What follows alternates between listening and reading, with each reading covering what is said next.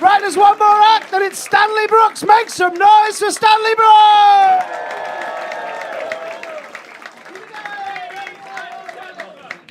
Are you ready? No, don't look at me. I want you to look at me and be up there. Yeah, that's it, that way, there you go. I want you to look at me and be up there, wouldn't I? It's any part of the room with any bloody light in it. Right. Everyone stare forward, we'll get through this. Okay. Ladies and gentlemen, are you... I can see you looking at me. That's right. You can't be trusted with me in the room. What we'll do...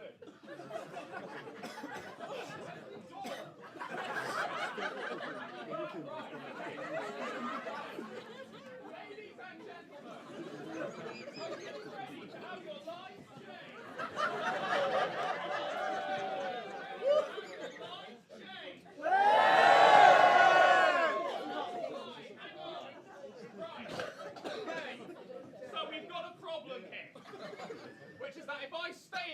you will stare at me, right? And if I leave the room, I can't hear you. So we're gonna come up with another plan. What's your name?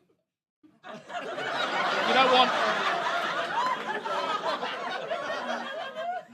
My social meter spent. No, you don't want any conversation with any person. Okay, right. Hell. Right. You've just closed your eyes in despair at the whole thing. We'll just crack on. Normally I get someone to announce me to the stage, but he's scared and she basically closed her entire face when I looked at her. Good evening, ladies and gentlemen. My name is Stanley Brooks and I'm what's called an inspirator, okay? That's made up of two words, inspire and respirator. Why? Because I breathe inspiration, okay? I'm here to ask you one very simple question. Give me a cheer if you're living your dream. Yeah, lots of cheering. You gave me a cheer, sir. What's your name? Dave. Doesn't matter. So, what's your dream, Dave? You don't know. You cheered when I said, give me a cheer if you're living your dream. You went, yeah! And I said, what is it? And you went, oh no. Schrodinger's cat is dead. We've collapsed the waveform. You don't know what your dream is. No, that's fine. I get that a lot. I ask a lot of people what their dream is. A lot of people tell me, I don't know. I don't know what my dream is. And do you know why I get that a lot? Because I ask British people, okay? I ask British people all the time what their dream is. I don't know. And I'll tell you why that is. It's because we're not Americans, okay? Americans have a dream. The American dream. Anyone can do anything, providing they are rich. That's all it takes to succeed. All it takes to succeed in America. One guy's so rich, despite being mentally deficient, just let him have the nukes for a bit. See what happens. This is the thing. We don't have that. We don't have that dream, okay? The closest thing we have to the British dream is, can I have some chips? That is all we have. So I'm here to raise your standards, ladies and gentlemen. I'm here to inspire you to be better people so you can get out there, you can achieve your dreams, okay? And I'm going to do that by giving you an example of some series of role models, okay? People you should look up to. You can dream bigger. You can live the life you deserve, okay? So my first role model is a man called Henry Ford, okay? Do we know this guy? Inventor of the Ford motor car. He was a brilliant man. He invented the production line. Incredible thinker. He also came up with the best joke that's ever been told, yeah? I'm sure you know it. The best joke that's ever been told. You can have the car in any color you want, so long as it's black. No, it's a brilliant joke, because America hates black. So... It's not my fault, is it? Now, second person on my list, someone a bit closer to home, Cadbury, okay, the inventor of Cadbury's chocolate, yeah? This guy was a Quaker, built villages for his people. He was a wonderful man. He invented the Freddo chocolate bar, yeah? So that you and I can understand inflation. So, used to be 10p, it's now 35p. That's why you'll never have a house. So, he's a brilliant man, Third person on my list, a more modern example, Mark Zuckerberg, the inventor of Facebook. Okay, this guy is an absolute genius. He has made it so that Russian spies can work from home. Something they sorely want to do now. So, he's an absolutely incredible man. But of course, the prima donna of business, the numero uno in inspirational speaking, the person you should all look up to more than anybody else is, of course, Steve Jobs, the inventor of Apple. Steve Jobs, he was an incredible man, okay? He had a phrase for every situation. He would say things like, Stay hungry. Stay foolish. Stay at your workstation until you hear the whistle children. Another great one of his was great things aren't done by a single person. They're done by a team of people in China. So he was a remarkable man, absolutely remarkable man. But of course he was remarkable, okay? He had that name, didn't he? Steve Jobs, okay? You call Jobs, you're going to have a few in your lifetime. That's just how nominative determinism works, yeah? But this is the thing. You might not realize how important your name is. I'll give you a better example, okay? Captain Hook, yeah? No, you're laughing. Captain Hook did not start with a hook, did he? He started with 2 hands and lost a fight to a crocodile, yeah? What you might not know is that Captain Hook was not his original name. His original name was Captain Fingers. But lost the hand to the crocodile, felt very self-conscious about it, felt the need to rebrand, okay? And it was that rebranding that saved him. Because I'm sure you'll all remember Captain Hook's catchphrase was, "I'll hook you one day, Peter Pan," back when he was Captain Fingers.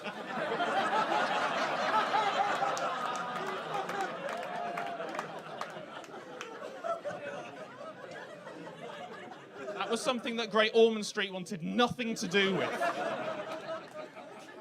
So I'm hoping I've got you a bit hyped up now, got you a bit more inspired to try and do some things. Try and think. We'll give it a little try. I'm going to try a phrase with you now. I'm sure you've heard this phrase before.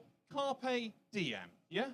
You know that phrase, carpe diem? For those of you who don't know, it's ancient Greek for 10 fish. And what that means is, you can imagine 10 fish, you can imagine anything, okay? So we're going to give it a try now. What's your name, madam? Abby. Doesn't matter. So, Abby, we're going to try this exercise right now. 10 fish, okay? Do you reckon you can imagine 10 fish with me? Okay. Yeah, you reckon you can do it? You seem a little bit, are you a bit nervous? No, it's good. You shouldn't be nervous, okay? Do you know why you shouldn't be nervous? Because 100 years ago, to this day, Emmeline Pankhurst trampled a horse to death. So you wouldn't be scared of a man shouting at you, okay? This is feminism right now, okay? If you do badly at this, you're going to let down an entire gender. So, okay, first fish, let's go for it. A cod. Cod, standard great fish, lives in the North Atlantic. Everyone eats a cod. Lovely. Second fish. Shrimp. Not a fish. Right. So,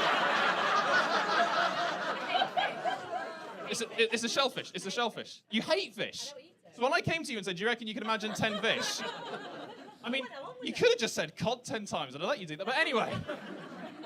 Point is, okay, I need to raise your ambitions, okay? I need to get people. I think this is the thing. I mentioned it earlier. I think Americans are way better at raising the ambitions, okay? And they start at childhood, okay? If you watch kids' TV in America, they go out there and they go, here's Captain America, here's Iron Man, these superheroes that save the universe from destruction, okay? You go in the UK, what are we showing our kids? Postman. You know? Kids in this country are going, wow, one day I could grow up to have a cat. It's not good enough, okay? It's not good enough. I'll tell you what, I'm going to try one more thing that I reckon is going to work really well. I'm going to try one more thing, okay? Here's the thing. I have figured out the thing that stops people most from doing the thing that they want to do most in the world is the idea that they don't have experience. Okay, I'm sure you've seen it. You go for a job advert, needs experience, okay? 3 years experience. I'm going to give you the thing that they tell you you can't have. Because if I pay you 3 pence to do your dream job, 10 seconds, that is the equivalent of minimum wage. So we're going to try it now. What's your name? Jeremy. Okay, Jeremy, what is the one job you wish you could do more than anything in the world? Rally mechanic. Okay, here's what we're going to do. Right.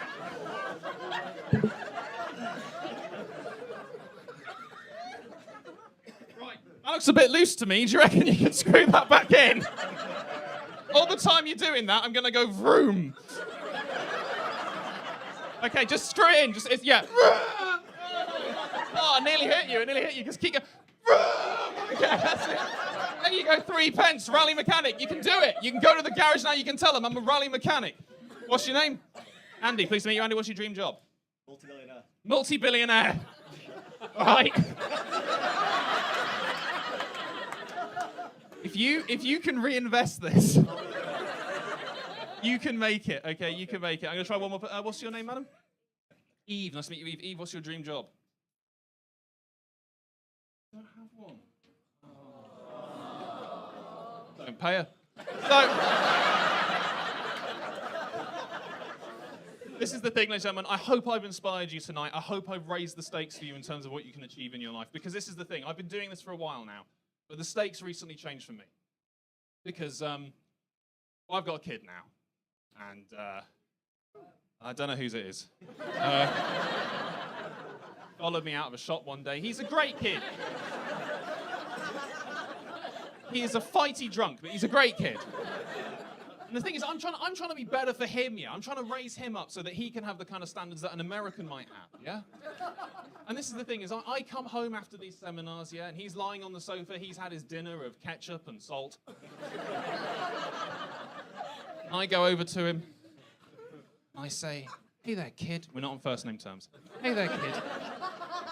How's it going? He looks up at me and says, Mr. Brooks. He's not in puberty. Mr. Brooks, how should I live my life? Which is a pretty strong question for a probably 8-year-old. I look down at him and I say, hey, kid, aim for the moon. If you miss, you'll end up amongst the stars. Okay? Alone and adrift. Hit the moon the first time. And then I put the kid to bed. Ladies and gentlemen, my name is Stanley Brooks. Thank you very much. Good night.